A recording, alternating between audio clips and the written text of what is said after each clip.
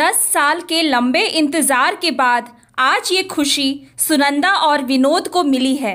इस खुशी के लिए सुनंदा और विनोद ने हर संभव असंभव प्रयास किए। मंदिर, मस्जिद, गुरुद्वारा सब दूर जाकर माथा टेका, प्रार्थना की, मन्नतें मांगी, पीर, फकीर, पंडित, ज्योतिषी सभी के हाथ जोड़े, डॉक्टर, वैद्य, झाड़ फूक सभी तरह के इलाज करवाए।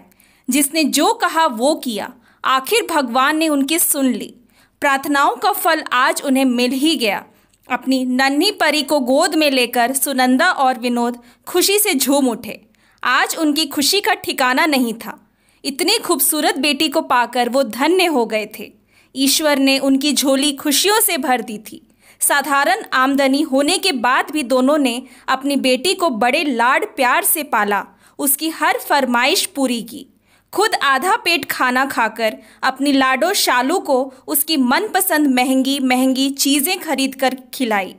एक से बढ़कर एक सुंदर ड्रेस, खिलौने, सभी कुछ अपनी आमदनी से ज़्यादा खर्च कर अपनी बेटी की हर इच्छा पूरी की। घर आंगन में खेलती उछलती शालू धीरे धीरे बड़े होने लगी। स्कूल की पढ़ाई पूरी कर कॉलेज में पहुंच गई। कॉलेज में पहुंचने के कुछ समय बाद ही खूबसूरत फैशनेबल शालू को अमित नाम के लड़के से प्यार हो गया। अमित खूबसूरत स्मार्ट नौजवान था। रोज नई नई गाड़ियों में आता और शालू को घुमाने ले जाता था। अब शालू को अमित के बिना अच्छा नहीं लगता था। शालू ने अमित को अपने मम्मी पापा से मिलवाया और कहा, मुझे अमित से प्यार हो गया है, हम दोनों शादी कर रहे हैं। अपनी बेटी की हर बात मानने वाले शालू के मम्मी पापा को अमित पसंद नहीं आया।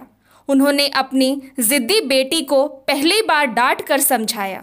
कहा, पहले अपनी पढ़ाई पूरी करो और कुछ बनकर आत्मनिर्भर बनो। अभी तुम्हारी उम्र शादी की नहीं है। तुम अमित के बारे में क्या जानती हो? अमित कौन है, क्या करता है, उसका परिवार कैसा है? पहले हम अमित के बारे में सारी जानकारी निकाल लें, तब तक तुम अपनी पढ़ाई पूरी करो। शालू को ना सुनने की आदत नहीं थी। उसने दूसरे ही दिन मंदिर में जाकर अमित से शादी कर ली। हफ्ते 10 दिन बाद हनीमून से वापस आते समय शालू ने अमित के कंधे पर सर रखकर पूछा, जानू, तुमने मुझे अभी तक अपने और अपने मम्मी पापा के बारे में कुछ नहीं बताया, कब बताओगे?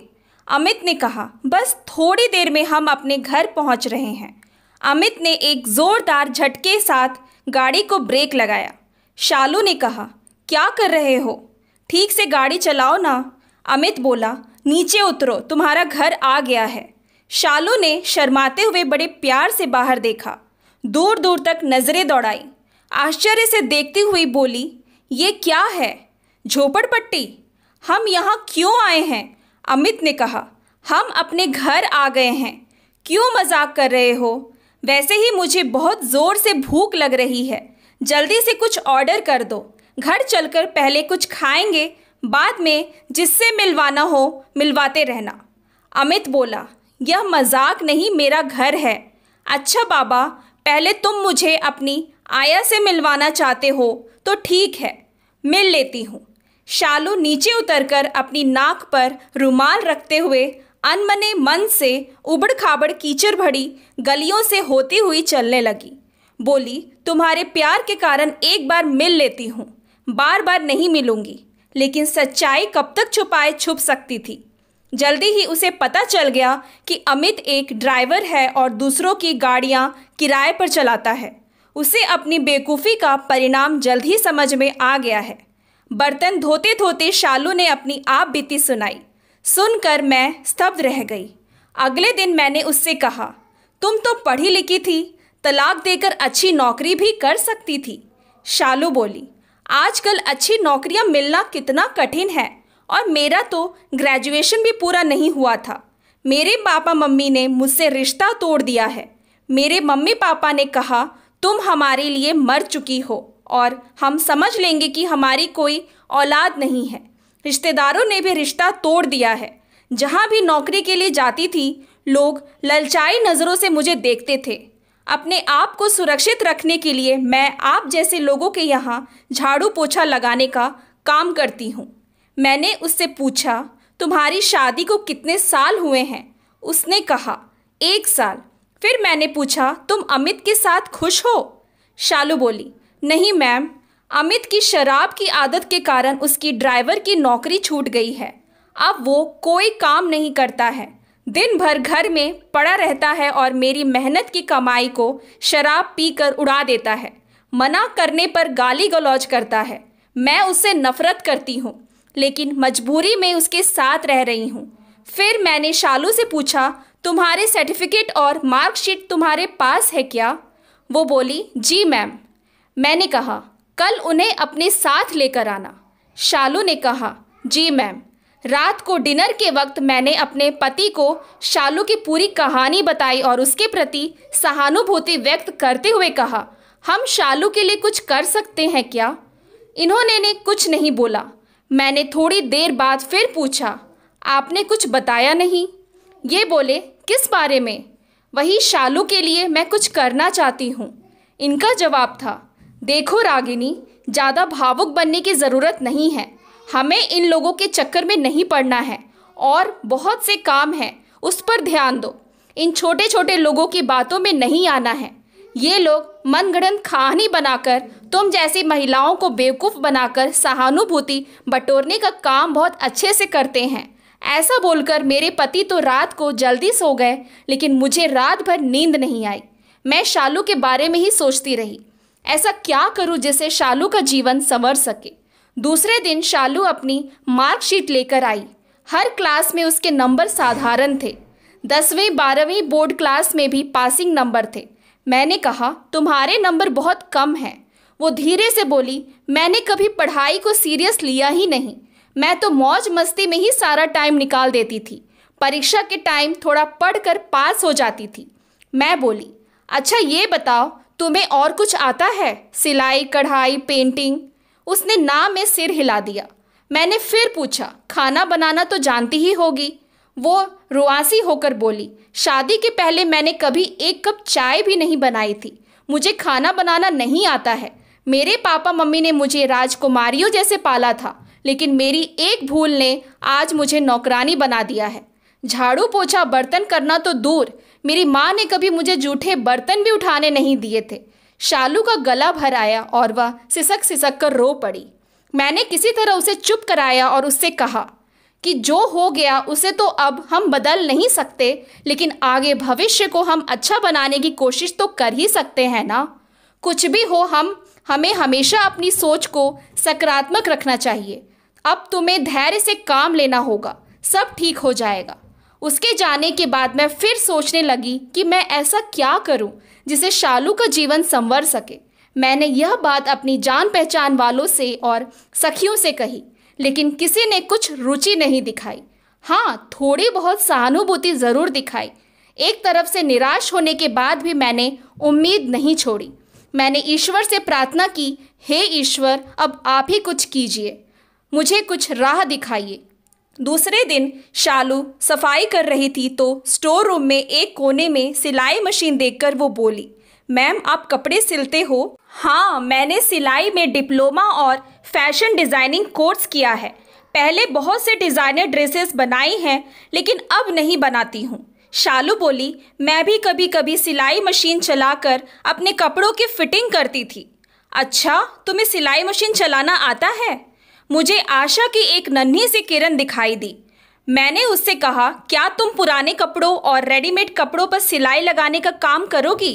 शालू बोली, पर मुझे सिलाई नहीं आती है। मैं तो ऐसे ही अपनी माँ के निर्देशन पे ड्रेसों पर सिलाई कर लेती थी। ठीक है, मैं तुम्हें कुछ कपड़े देती हूँ, उस पर सिलाई लगाओ। उसने कपड़ों पर बहुत अच्छे से सफाई के साथ सिलाई लगाई। मैंने उससे कहा कि मैं तुम्हें कपड़े सिलना सिखाऊंगी। अब से तुम रोज़ 2 घंटे कपड़े सिलोगी। ठीक है मैम, मैं करूँगी, कहकर शालू अपने घर चली गई। दूसरे दिन से उसने सिलाई का काम शुरू कर दिया। मैंने अपनी सोसाइटी और जान पहचान वालों से उसे पुराने और नए रेडीमेड कपड़े दिलवाए। वो भी बड़ी मेहनत से सभी के कपड़े पर सिलाई लगा उनके घर जाकर दे आती थी। धीरे धीरे मैंने उसे लेडीज़ कपड़े बनाना सिखाए। मैं उसे काट कर देती और वो सिल देती थी। धीरे धीरे कपड़े सिलवाने वाले की लाइन लग गई। मैंने बैंक में उसका खाता भी खुलवा दिया। एक एक करके उसने झाड़ू पोछा बर्तन धोने का काम छोड़ दिया। अब वो सलवार सूट ब्लाउज और सुंदर सुंदर फ्रॉक बनाने लगी। मैंने अपना एक बुटीक खोल लिया और शालू को पार्टनरशिप में काम करने के लिए रख लिया। हमें डिज़ाइनर कपड़ों के बहुत से ऑर्डर मिलने लगे।